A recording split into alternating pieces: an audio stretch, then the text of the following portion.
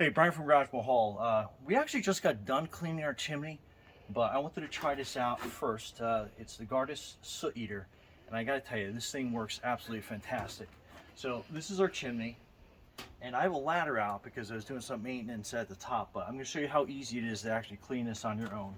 And if you have a wood stove, and you have, this is like your access port, that's usually on the inside. And you can tell from the pile of soot how much creosote I had built up in there. But let me put on a mask and I'll show you exactly how easy this is to use.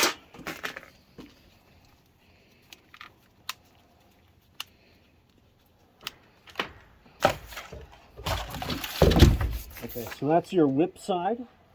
You want to put that up here.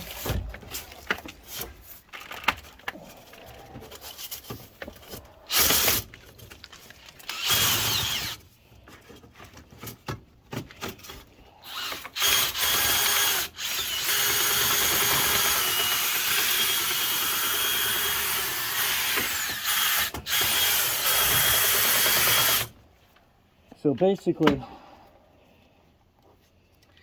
what you're doing is you're adding sections as you go up, and you want to kind of not dwell on a spot. You kind of want to go up and go back down, go up and come back down.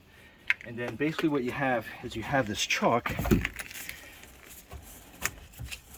me turn this around, and it comes with this little tool. It's basically just an Allen key that's tipped out, and you push down on this.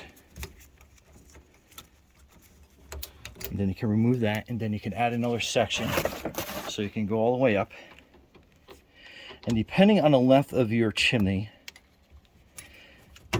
will depend on how many sections that you need, but then that's just simple as that. And then you put your drill chalk on this end, and then you snap that in, and then you set your drill up on this again.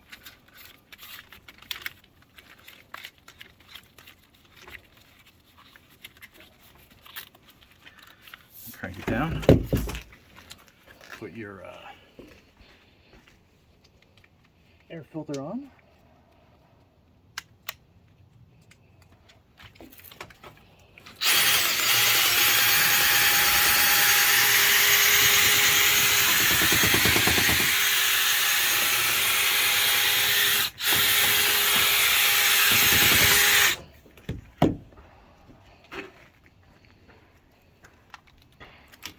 So basically you're just doing that with each section. I go up, I get a full section up, I bring that down, and then I add another section, then I go up that way. That way you're making a few passes, and then it's important to have a spotter. And what I mean by that is, after you add all the different lengths and sections, so you get to the top of your chimney, you want somebody looking to tell you exactly how far and how high you've gotten up to the top.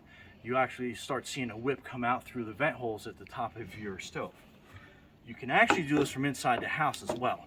If you have enough clearance in your stove, you can go through and then slowly work it, slowly help it bend up to the chimney from the inside, and then you can get it from the inside of the house as well.